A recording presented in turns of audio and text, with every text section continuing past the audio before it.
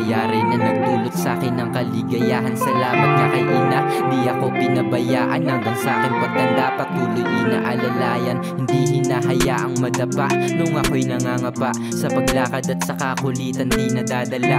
Kasi masiyahin kahit paiyakin, ramdam ang pagmamahal sa oras na ako'y yakapin ng mahigpit. Walang pake kahit gipit, mahalaga daw ay buo at mga walang sakit. Mga aral na binilin sa'kin ng aking magulang, kahit na wala kang pera wag na wag ka manggugulang. Sa tuwing papasok na nga ako sa paaralan, sipagan mo anak at palaging galingan. Yan ang laging baon-baon ko na inspirasyon, na maabot ko ang pangarap na may dedikasyon. Pero ngayon na ako ay nasa wastong gulang, natutong sumuway sa aking mga magulang. Pagpasensyahan nyo na, di naman kayo nagkulang. Ine-enjoy ko lang habang wala pang buhat-buhat, kasi balang araw oras ng kasaganahan, kayo ang una kong babalikan. Suklian ng paghihirap di matutumbasan, ng kahit na ano pang bagay di mapapalitan. Kaya hayaang makabawi nung ako ay tinaguyod ng isang babae nga na taos puso ako na minahal. Salamat nga kay ina, tunay na pagmamahal, alagang kakaiba. Kahit na napakadami ko nang nagawang mali, ikaw lang ang nananatili dito sa aking tabi.